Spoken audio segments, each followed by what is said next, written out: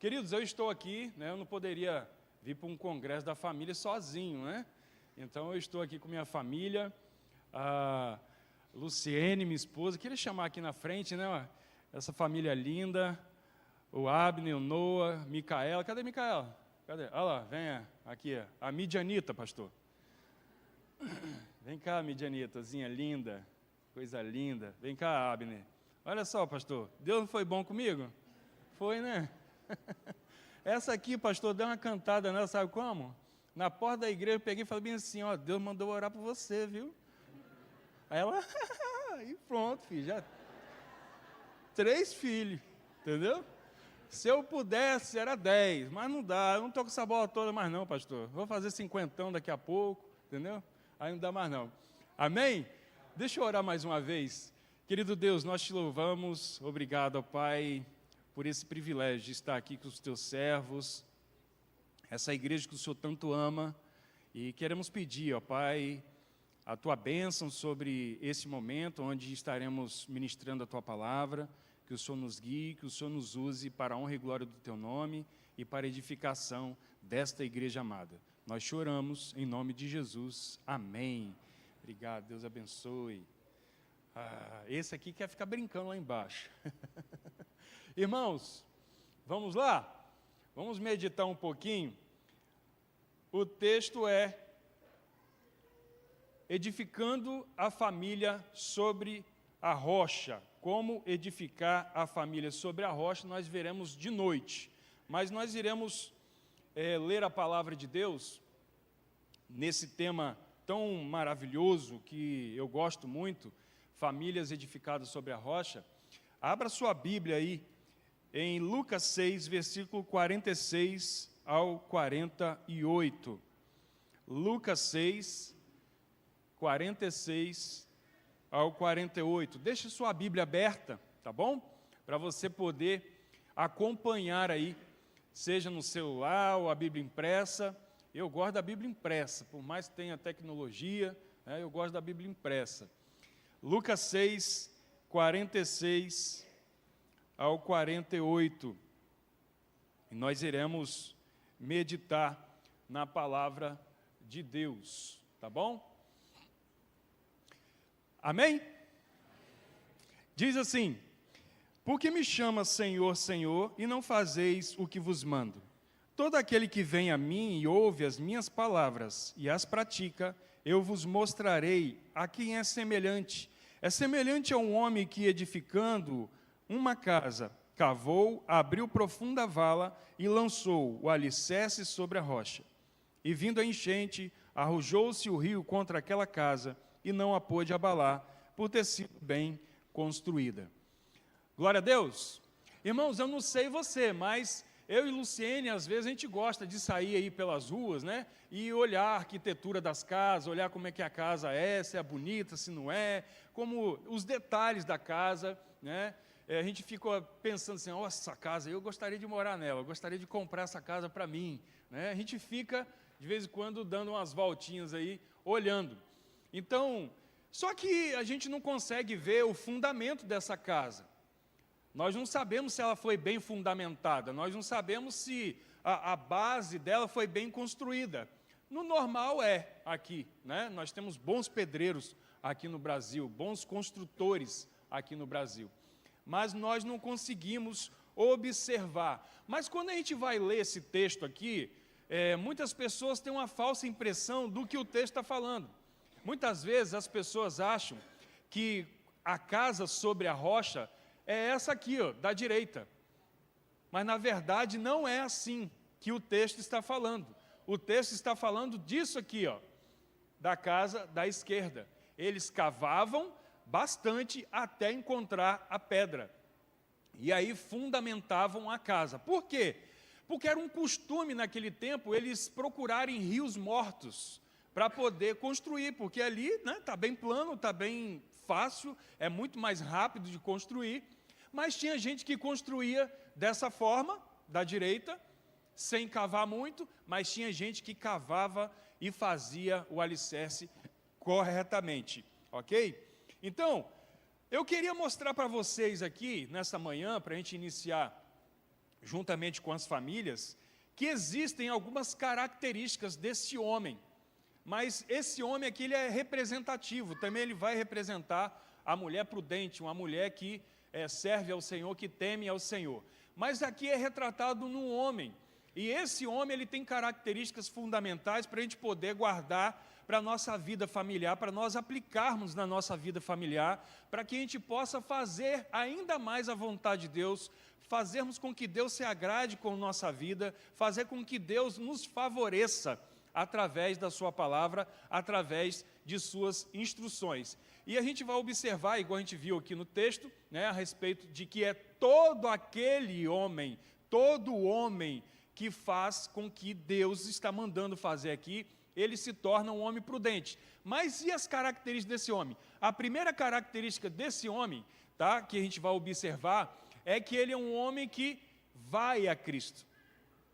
Olha o texto dizendo: todo aquele que vem a mim, olha Jesus falando, todo aquele que vem a mim. Esse homem, ele é um homem esperto, é um homem inteligente, ele vai a Cristo, ele sabe que ir a Cristo é o primeiro passo, ele sabe que ir a Cristo é ser inteligente, ele sabe que ir a Cristo é fazer a vontade de Deus, e esse homem ele vai a Cristo, porque ele não quer fazer algo segundo o seu orgulho, ele não quer fazer algo segundo a sua própria, o seu próprio entendimento, segundo a sua própria força, segundo a sua condição financeira, ele quer primeiramente ir a Cristo.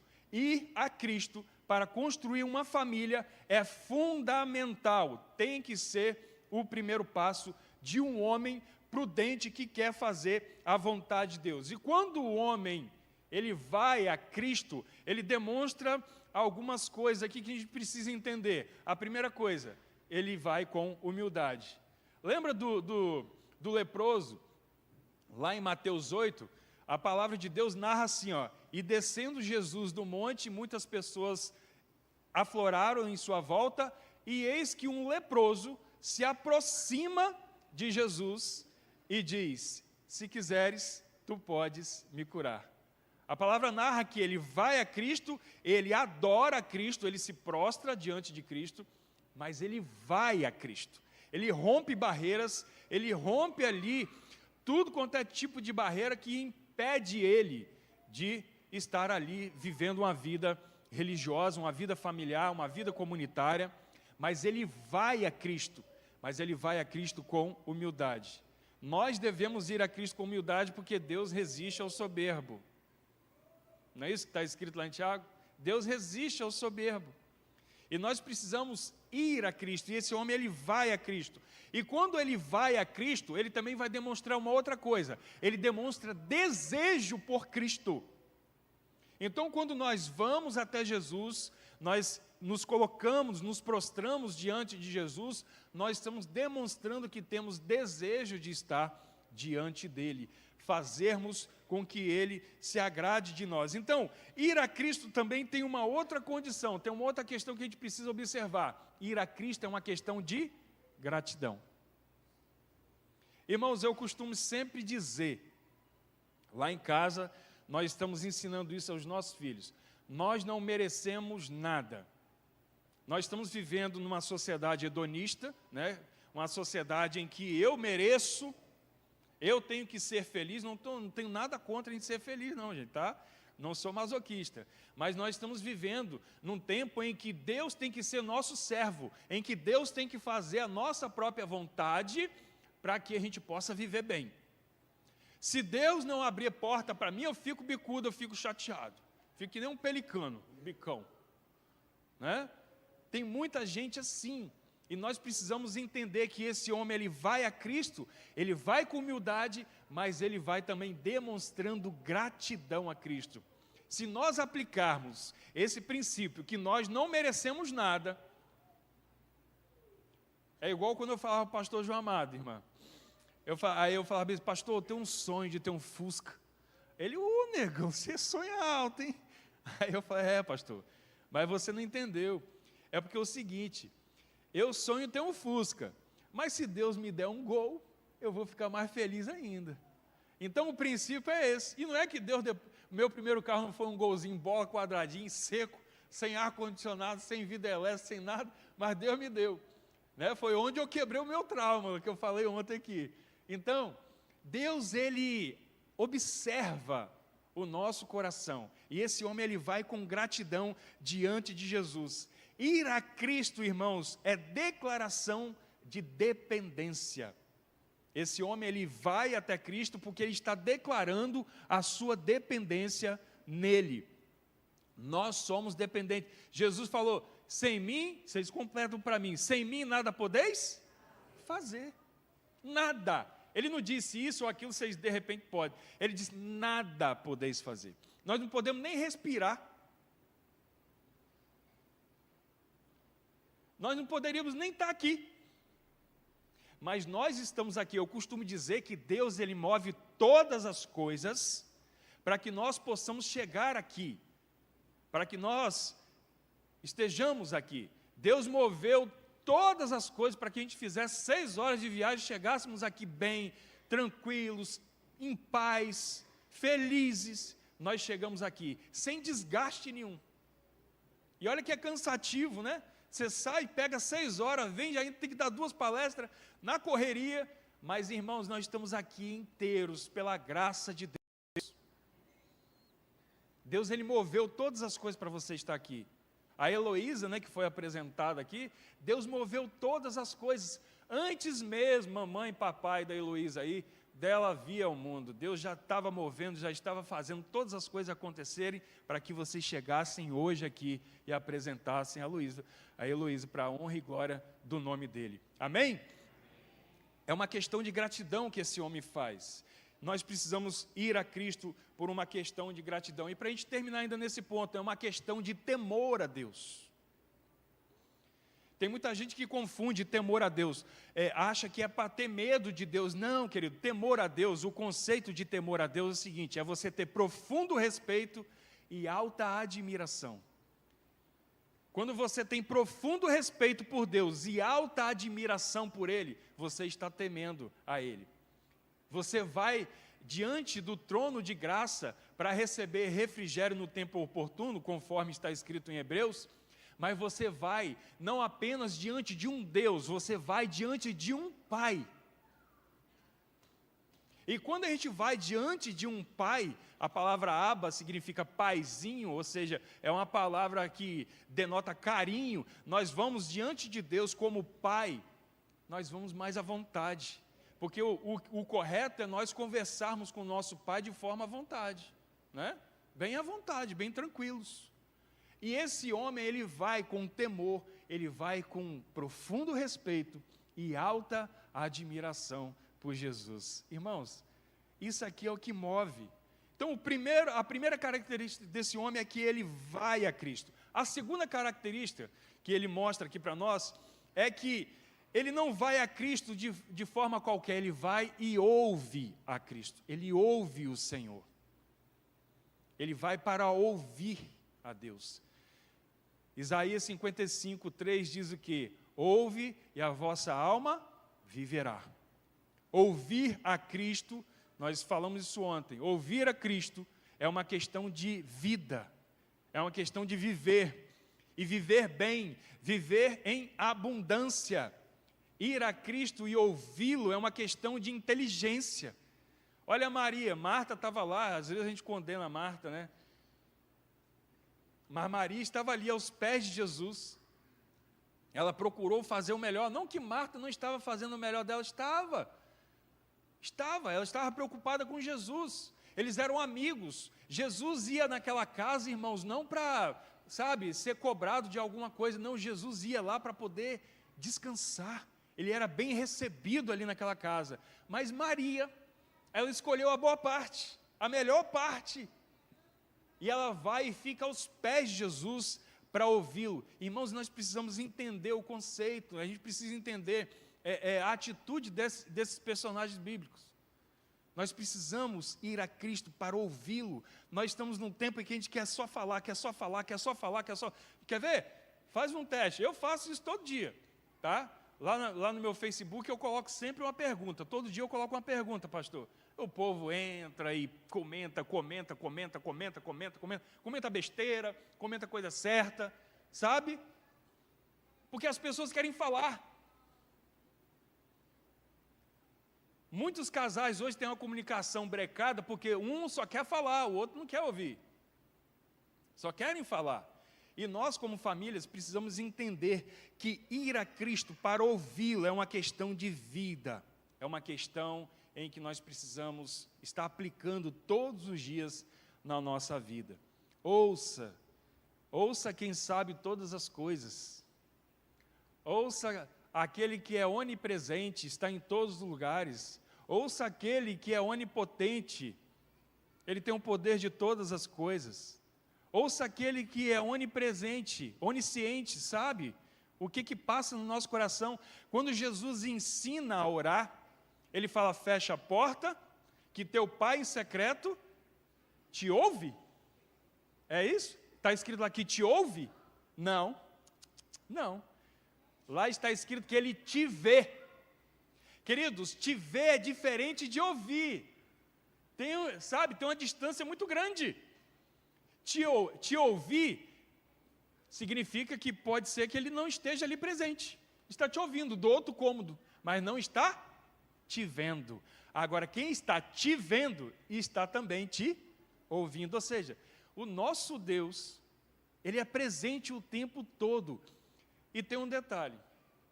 Por mais que a gente está aqui no mundo, miojo, né, rápido, que a gente quer as coisas rápidas, né, ele está pronto para nos ouvir.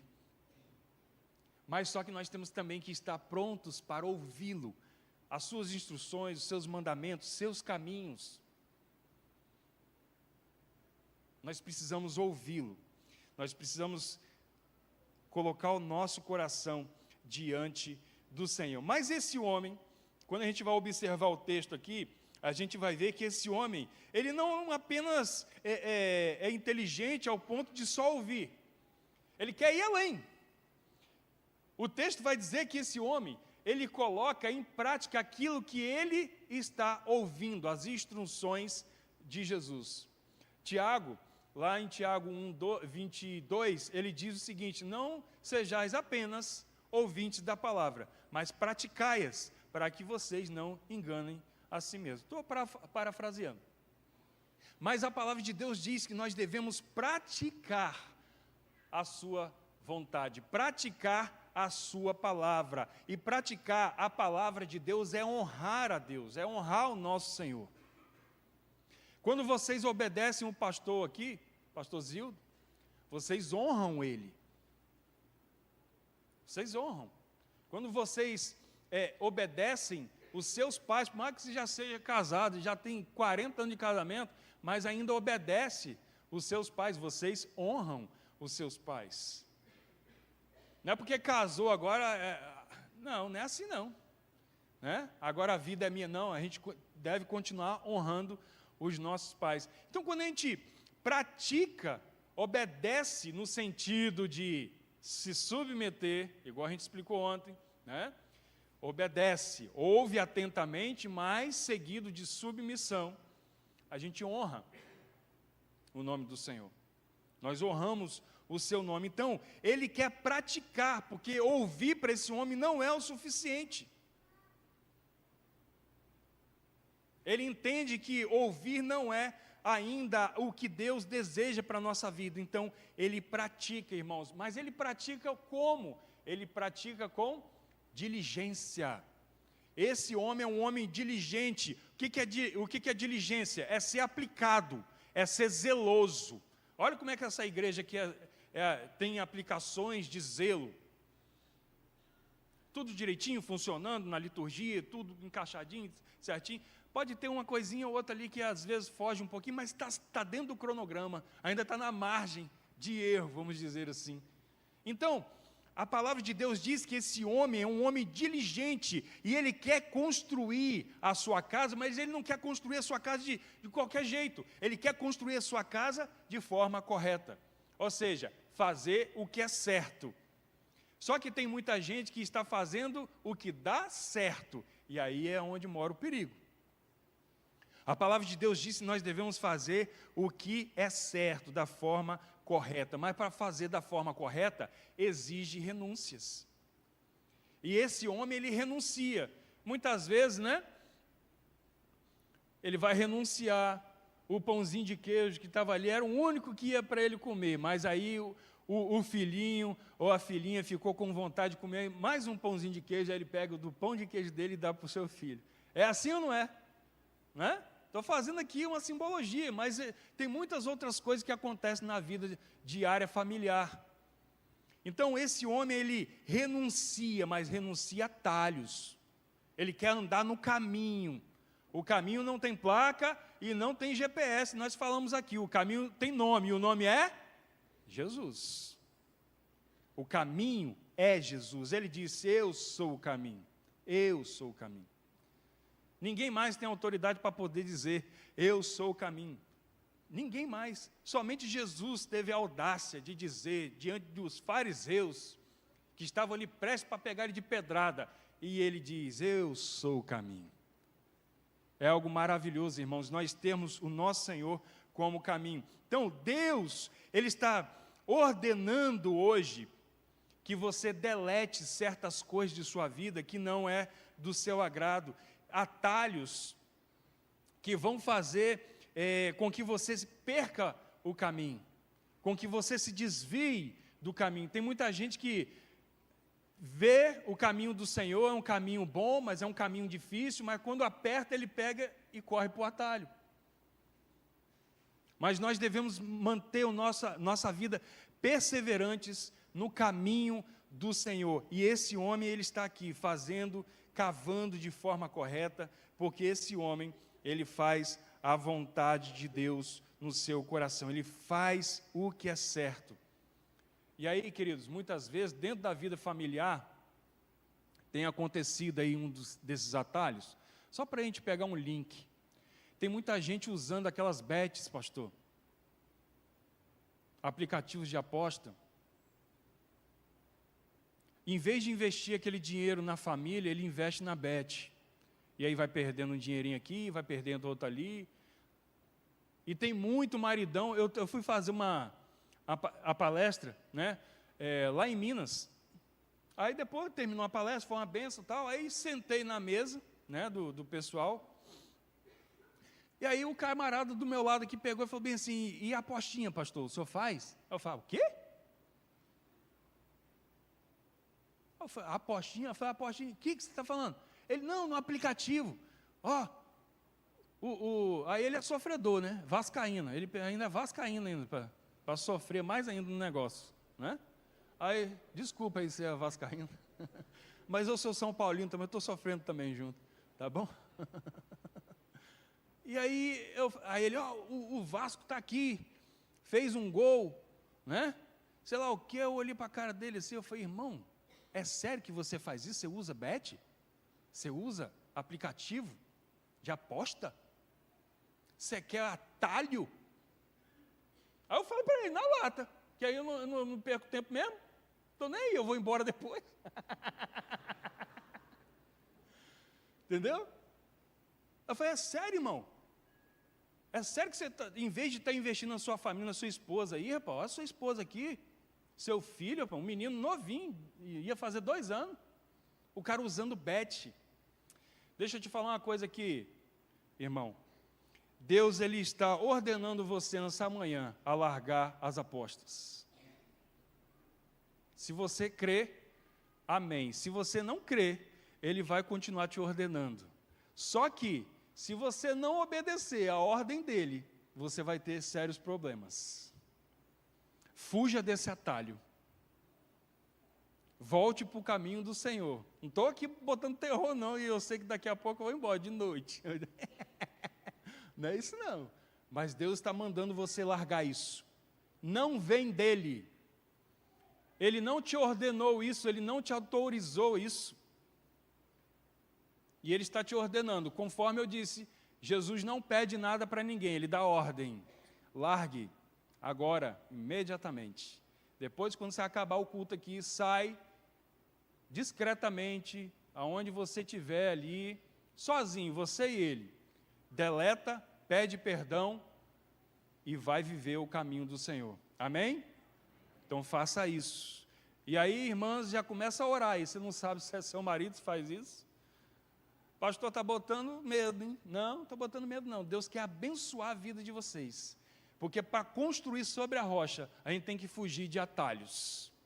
A gente tem que andar no caminho do Senhor. E aí, presta atenção na última característica desse homem. Quando esse homem, ele vai a Cristo, ele ouve a Cristo, ele pratica a palavra de Deus, ele anda no caminho de Deus, sai dos atalhos. Sabe o que ele se torna nas mãos de Jesus? Olha só o que ele se torna nas mãos de Jesus. Uma referência. Deus quer levantar aqui homens e mulheres para serem referências nas mãos do Senhor. Deus quer fazer algo grandioso na sua vida, mas não somente na sua vida, na sua família e na vida daqueles que estão ao seu raio de alcance, e se bobear, aqueles que também nem estão. De forma indireta, você vai ser bênção na vida dessas pessoas que estão aí no seu raio de alcance ou fora dele. Deus quer fazer isso na sua vida. Deus quer levantar homens aqui, pais de família, para serem referência nas mãos do Senhor, para que mais e mais pessoas aqui em Cachoeiro sejam salvas pelo alcance da sua palavra, pelo seu testemunho.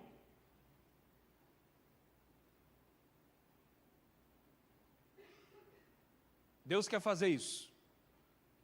Deus quer usar a sua vida. Ele vai te honrar, mas Ele quer usar a sua vida. Porque tem pessoas no seu raio de alcance que não são salvas.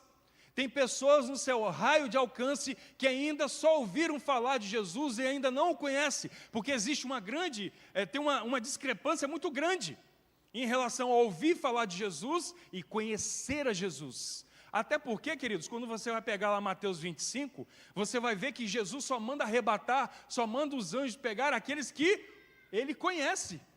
O que ele diz? Malditos, não vos conheço para aqueles que estão à esquerda. Eu botei vocês à direita, hein? Peguei leve.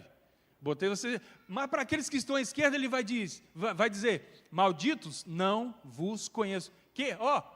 Intimidade. Conhecer o quê? Intimidade, não é só saber o nome. É ter intimidade.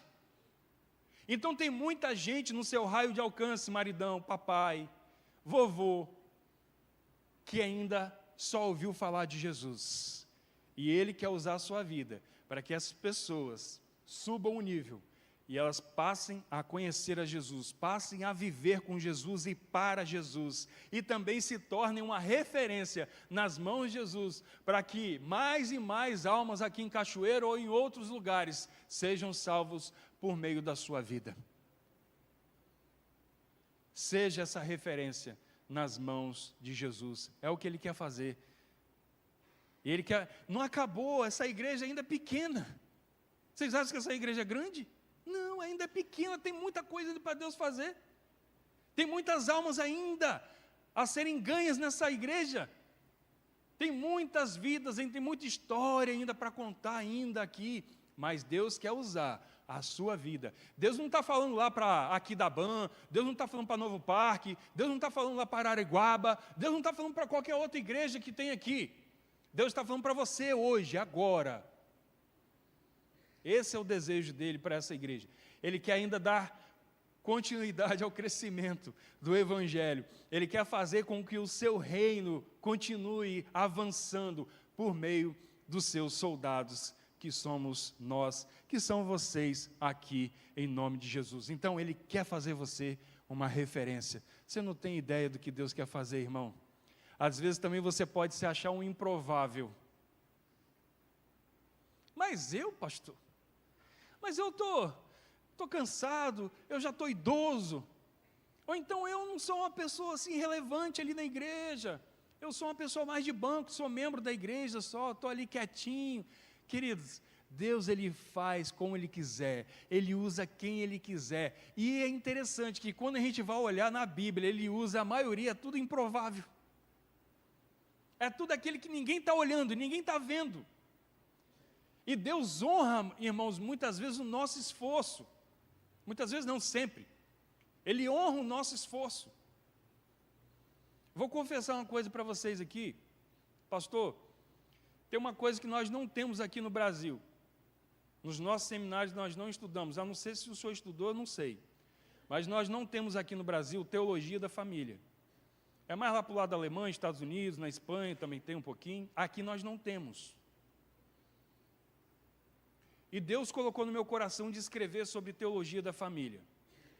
Na verdade, esse tema que a gente está aqui expondo para vocês é um livro que eu estou escrevendo. Mas teologia da família não tem. E existe muito esforço, pastor.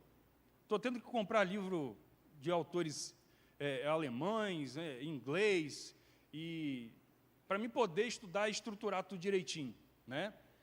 Já devo ter aí mais uma de folha Chamex, deve dar já umas 30 folhas por aí. Mas o trabalho é extenso e é denso, e precisa muito esforço para ser feito. Mas Deus está vendo o esforço que está sendo feito ali.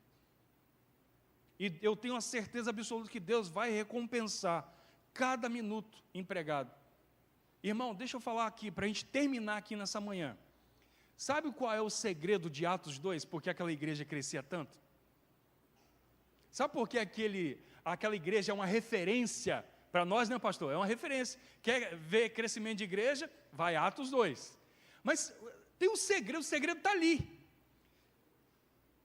Eu estava observando assim, eu falei, gente, eu nunca vi os teólogos falando disso, o segredo está aqui, não está escrito, mas está na entrelinha, está ali. E não é porque eles perseveravam na doutrina, isso é consequência, no partir do pão, nas orações, na comunhão, tudo isso é consequência do segredo. Não é por aquelas crianças, né? Interessante hoje, as crianças estão conosco. No tempo de Jesus era assim. Não sou contra departamento infantil, não, pelo amor de Deus. Mas naquele tempo as crianças estavam junto com os pais, não tinha a tia, né, para tomar conta. Não tinha. Era todo mundo junto, não é à toa que traz aqui as crianças, aí as crianças vinham, né, Jesus colocava a mão, certo? Mas qual é o segredo daquela igreja? Eu vou contar. O segredo daquela igreja, porque Deus ia fazendo aquela igreja crescer dia após dia, acrescentando os salvos, é porque aquela igreja dedicava tempo a Deus. O segredo de toda igreja crescer, ganhar almas, Deus mandando, porque quem dá o crescimento é Deus, é dedicar tempo a Ele. Como? Orando, lendo a Bíblia, participando, se consagrando. Essa é a vontade de Deus. Por isso que eu falei, essa igreja ainda não cresceu o que ela precisa crescer. As nossas igrejas ainda não cresceram o que precisam crescer. Mas dediquem tempo a Deus, sem preguicinha, sem atalho. Começa a dedicar tempo a Deus. Irmãos, vocês vão ter que fazer 2 cultos aqui de manhã, vão ter que fazer 2 cultos aqui de noite, em nome de Jesus, mas dediquem tempo a Deus, experimente isso para vocês verem. Experimente isso. E vocês vão ver que, hoje é que dia? Dia 17?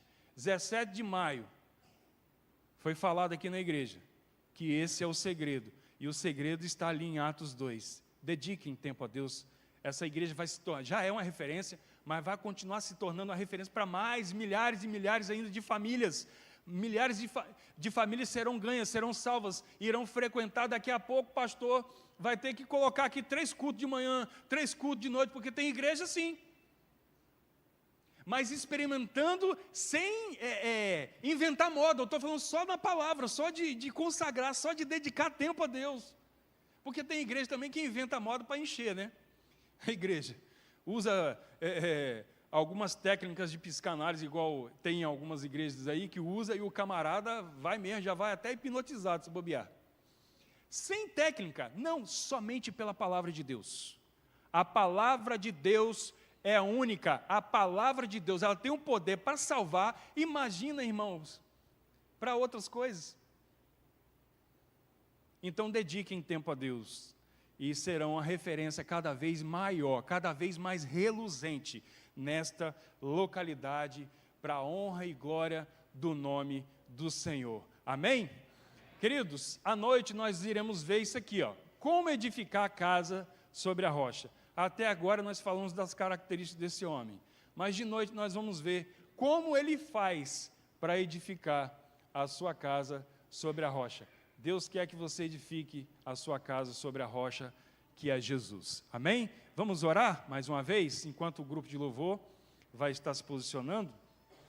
Nós iremos orar. E já consagre a sua vida. Vamos ficar de pé? Consagre a sua vida, consagre a sua família diante do Senhor.